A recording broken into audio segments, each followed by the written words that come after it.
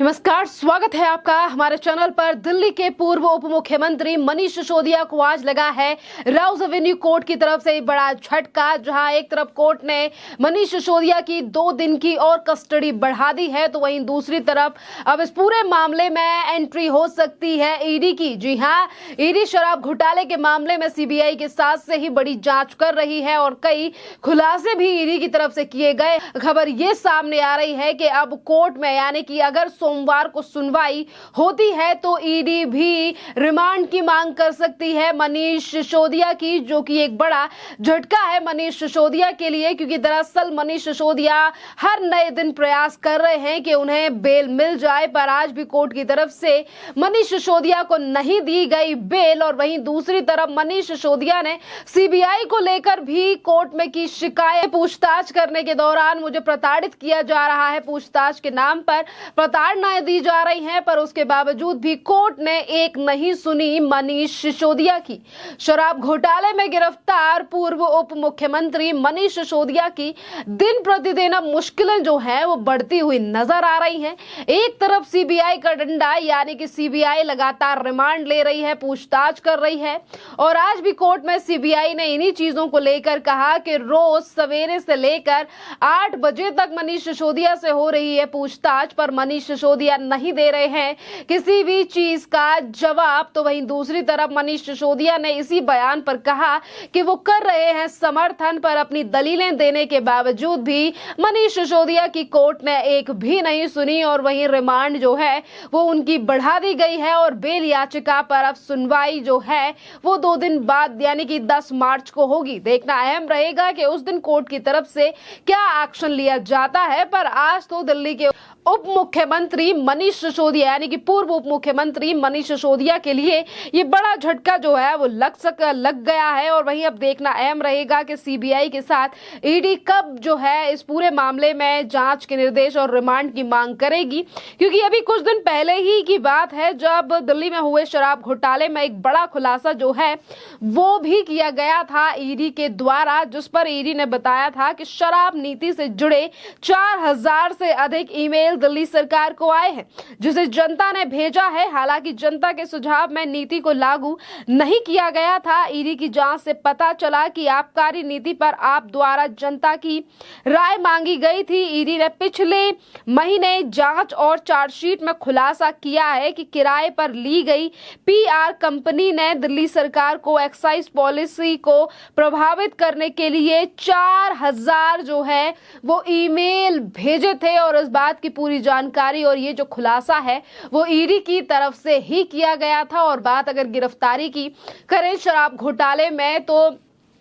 कई गिरफ्तारियां जो हैं वो ईडी ने भी की हैं और पूछताछ भी ईडी लगातार कर रही है। जिस तरीके से इस पूरे, यानी कि शराब घोटाले में करोड़ों रुपए का जो है वो हेर फेर हुआ है। अब मनीष सिसोदिया जहां एक तरफ वो सीबीआई के तमाम सवालों का नहीं दे रहे हैं जवाब, और जब दोनों ही एजेंसियां पूछेंगी उनसे सवाल, तो जो मंजर है वो देखने लायक रहेगा। और वहीं दूसरी तरफ आम आदमी पार्टी के तमाम नेता और कार्यकर्ता अपनी ही पार्टी दफ्तर के सामने कर रहे हैं प्रदर्शन और नहीं आने जाने दे रहे हैं किसी भी एम्बुलेंस को भी। जो पार्टियां लोकतंत्र और संविधान की बात करती हैं, आज वो किस तरीके से लोकतंत्र से लेकर आम जनता के जो अधिकार हैं उनका भी हनन करती हुई नजर आ रही हैं कि सड़कों को घेर कर बैठी है ये पार्टी, पर वहां से एम्बुलेंस को भी निकलने की जगह नहीं दी जा रही है। तो वहीं दूसरी तरफ सौरभ भारद्वाज से लेकर संजय सिंह दे रहे हैं अपने अपने अलग अलग बयान, तो वहीं दूसरी तरफ मनीष सिसोदिया को कोई भी राहत मिलती हुई नजर नहीं आ रही है। अभी से कुछ दिनों में ही होली का त्योहार है और अब मनीष सिसोदिया को होली भी मनानी पड़ेगी जेल के अंदर, जिसको लेकर अब सवाल यही उठ रहा है, क्या मनीष सिसोदिया होली का त्योहार मनाएंगे सत्येंद्र जैन के साथ, जो कि उनके पुराने सहयोगी हैं और पार्टी के मंत्री भी रह चुके हैं, और उन्होंने भी मनीष सिसोदिया के साथ ही दोनों ने इस्तीफा दिया। और बात अगर हम सत्येंद्र जैन की करें तो सत्येंद्र जैन जो है वो पिछले यानी कि 8-9 महीनों से तिहाड़ जेल में बंद हैं और उनके ऊपर जो मामला है वो भी मनी लॉन्ड्रिंग का मामला है। और मनी लॉन्ड्रिंग के चलते ही ईडी ने गिरफ्तार किया था सत्येंद्र जैन को। जिस तरीके से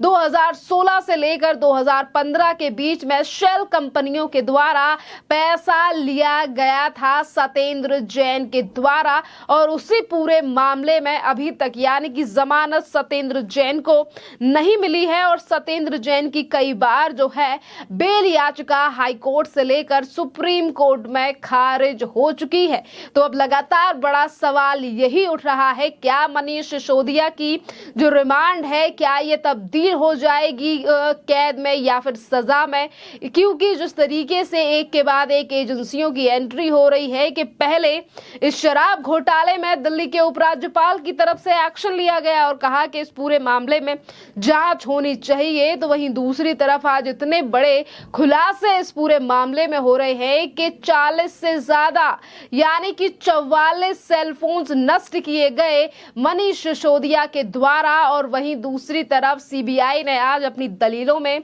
इन चीजों का जिक्र भी किया कि पिछले ही महीने मनीष सिसोदिया के लैपटॉप को सीज किया गया था और उसी के द्वारा ये जानकारी जो है वो मिली। और जब उन्हीं तमाम सवालों के जवाब मनीष सिसोदिया से पूछे गए तो मनीष सिसोदिया ने जवाब नहीं दिया, बल्कि वो टालम टोली करने लगे, जिसके बाद ही गिरफ्तारी हुई है मनीष सिसोदिया की। पर इसके बावजूद भी अपने आप को कानून का पैरोकार या संविधान को मानने वाली पार्टी यानी कि आम आदमी पार्टी आज एजेंसियों के ऊपर तो सवाल खड़ा ही कर रही है, तो वहीं दूसरी तरफ ये भी कह रही है कि हमारी सरकार को गिराने के लिए मोदी सरकार जो है ये इसीलिए कर रही है क्योंकि हमारे जो नेता और मंत्री जो हैं वो काफी ज्यादा ईमानदार हैं। और ईमानदारी तो छोड़िए, उन्होंने इतने ज्यादा अच्छे काम किए हैं कि देशों विदेशों में दिल्ली के स्वास्थ्य मॉडल और स्कूलों की चर्चा है। और उन्हीं स्कूलों और सरकार की तारीफों की कल जो है वो पोल खोल दी थी सुकेश चंद्र शेखर ने, जो कि पहले से ही तिहाड़ जेल में बंद है। जैसा कि सुकेश चंद्र शेखर ने अपनी चिट्ठी में इन चीजों का उल्लेख किया था और बताया था कि सत्येंद्र जैन मेरा और अरविंद केजरीवाल का हवाला ऑपरेटर एक ही है। और इतना ही नहीं, सुकेश चंद्र शेखर ने यह भी बताया था कि किस तरीके से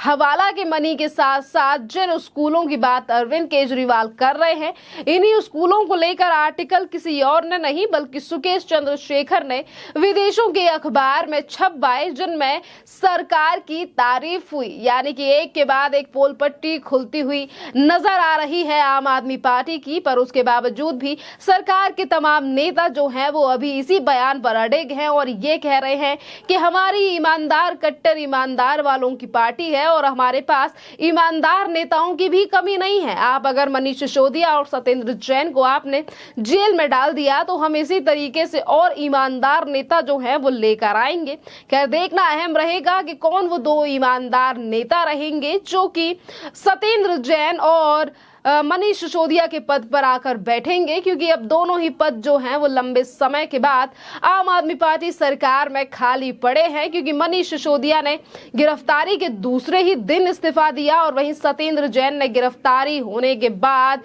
यानी कि 9 महीने के बाद इस्तीफा दिया है, वो भी मनीष सिसोदिया के साथ में। देखना अहम रहेगा क्या कार्रवाई कोर्ट में की जाएगी, क्या दलीलें फिर एक बार मनीष सिसोदिया के वकील की तरफ से सेशन कोर्ट में 10 तारीख को दी जाएंगी, क्योंकि तब तक के लिए तो रिमांड बढ़ा दी गई है। और ये जो प्रदर्शन है और ये पूरा मामला जो है वो कहां पर जाकर रुकेगा, क्योंकि एजेंसियों की लगातार जो जांच पड़ताल है वो बढ़ती हुई ही नजर आ रही है। खैर, इस पूरे मामले पर आपकी जो भी राय हो आप हमें कमेंट करके जरूर बताइए। धन्यवाद।